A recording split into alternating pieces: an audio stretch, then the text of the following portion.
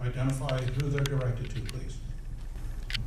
I kind of picked these because some of them, there's a couple of people asked the same thing. Others I felt had covered, so, and I really picked three. The first one is, several people asked, and it had to do with Agenda 21. They were both directed at Ken, but I think legitimately everybody should answer. Specifically, one asked if you're still on the advisory board of the Green Star Builders, and you said that your role on the board is to help them with green building initiatives, wondering if that's UN standards, and along with that, another person was asking about where you stand on ex-President Clinton's executive order to move forward with Agenda 21. So I think there are a number of people here may be wondering where all of you stand on Agenda 21. I'm not actively involved with Green Star anymore. That was several years ago. And no, I'm not a proponent of Agenda 21. I'm not a fan of the UN telling us what to do either, but don't confuse Agenda 21 with good city planning. You know, the city of Plano, city of McKinney, city of Frisco have all been won awards for excellent city planning, and I think that contributes to our quality of life. And the idea of eliminating that and becoming something like Houston, where everything's cluttered and a mess, I'm not in favor of that. So I'm the guy who wants to keep Austin out of your schools and wants to keep Washington out of Austin. Yeah, I don't want the UN involved at any level either.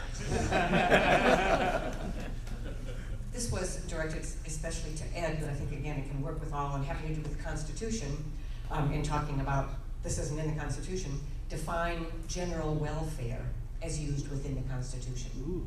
Sure. And it's interesting, this came up on Saturday at the League of Women Voters as well. There are different interpretations of the general welfare clause.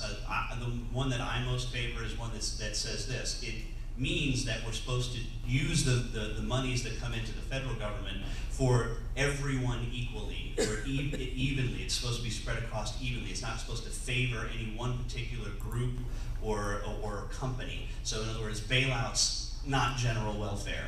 All right, that would not it would not be used for those things. So things like roads. I'm a libertarian. I favor roads. So I'm not saying that everything should be privatized.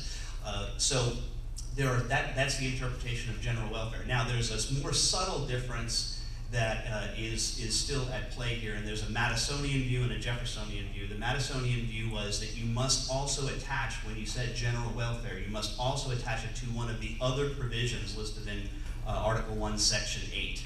So that had to cover one of those as well when you wanted to do general welfare. But then there's the Jeffersonian view. It says no, it can be used across more broadly. I happen to be Madisonian in view, but there are those two interpretations of that. I'm just going to say, I think you might have gone to law school. That sounds like law school. Here's what I would say. I mean, obviously, we're dealing with the state constitution, largely in Texas, but I think the federal government has confused general welfare with just the word welfare. Yeah. And I think that needs to change. I think we may be all in agreement. I think general welfare is something akin to the common good, that you can spend money at the federal level if it benefits a large group of people or